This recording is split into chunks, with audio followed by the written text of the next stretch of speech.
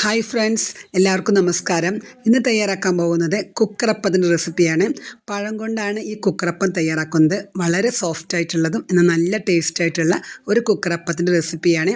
അപ്പോൾ അതെങ്ങനെ തയ്യാറാക്കണം നോക്കാം. അതിനു മുന്നേ ഈ ചാനൽ നിങ്ങൾ ആദ്യമായിട്ടാണ് കാണുന്നതെങ്കിൽ ഒന്ന് സബ്സ്ക്രൈബ് ചെയ്യണേ.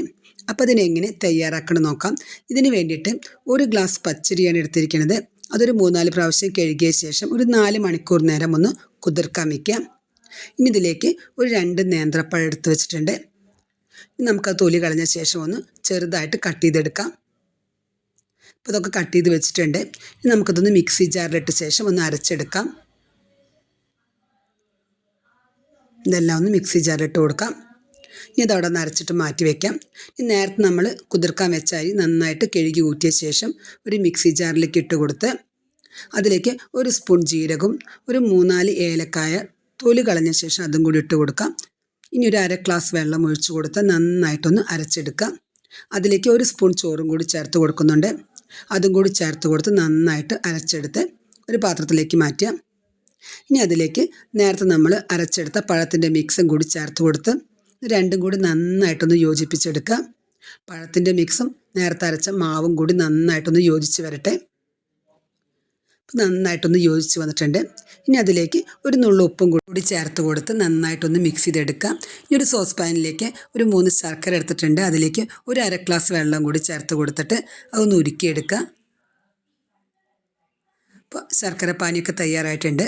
അതൊരു അരിപ്പയിലൂടെ അരിച്ചെടുക്കുക. ചൂടോടുകൂടി തന്നെ ഈ മാവിലേക്ക് ഒഴിച്ചു കൊടുക്കുക. ഒഴിച്ചു കൊടുക്കുമ്പോൾ തന്നെ നന്നായിട്ടൊന്ന് മിക്സ് ചെയ്ത് കൊടുക്കണം, അല്ലെങ്കിൽ മാവ് ഒന്ന് വെന്തു പോകും. അപ്പോൾ ചൂടോട് കൂടെ തന്നെ ഇതൊന്ന് മിക്സ് ചെയ്തെടുക്കുക. അപ്പോൾ മാവൊക്കെ നന്നായിട്ടൊന്ന് മിക്സാക്കി വെച്ചിട്ടുണ്ട്.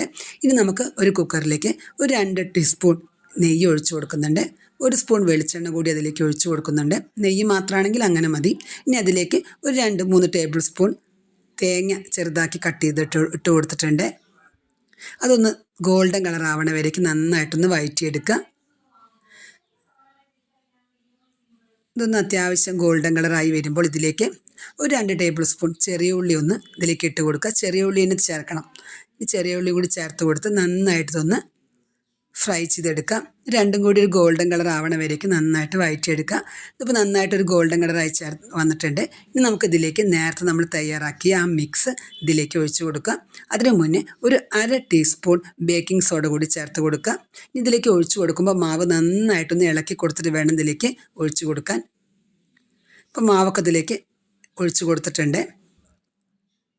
ഇനി നമുക്ക് ഈ കുക്കറൊന്ന് അടച്ച് വെക്കാം. ഇതിൻ്റെ വിസിലൊന്ന് ഊരി മാറ്റുന്നുണ്ട്. ഇനി ഒരു ആദ്യത്തെ 1-2 മിനിറ്റ് ഒന്ന് ഹൈ ഫ്ലെയിമിലിട്ടിട്ട് ഒരു 8 മിനിറ്റ് നേരം ഇതൊരു ലോ ഫ്ലെയിമിൽ വെക്കുമ്പോഴേക്കും നമ്മുടെ കുക്കറപ്പം അടിപൊളിയായി റെഡി ആയിട്ടുണ്ട്. ഇനി ഇത് ഒന്ന് ചൂടാറിയ ശേഷം മാത്രം ഇതൊരു പ്ലേറ്റിലേക്ക് മാറ്റാം. അപ്പോൾ നമ്മുടെ കുക്കറപ്പമൊക്കെ നന്നായി വന്നിട്ടുണ്ട്. വളരെ ടേസ്റ്റ് ആയിട്ടുള്ള ഒരു കുക്കറപ്പത്തിൻ്റെ റെസിപ്പിയാണ്. അപ്പോൾ ഇതുവരെ ട്രൈ ചെയ്ത് നോക്കാത്തവർ ഇതൊന്ന് ട്രൈ ചെയ്ത് നോക്കിക്കോളൂ. വളരെ ടേസ്റ്റ് ഉള്ളതും എന്നാൽ നല്ല സോഫ്റ്റ് ആയിട്ടുള്ള ഒരു കുക്കറപ്പത്തിൻ്റെ റെസിപ്പിയാണ്. അപ്പോൾ ഈ വീഡിയോ ഇഷ്ടപ്പെട്ടിട്ടുണ്ടെങ്കിൽ ഒന്ന് ലൈക്ക് ചെയ്യാനും സബ്സ്ക്രൈബ് ചെയ്യാനും മറക്കല്ലേ.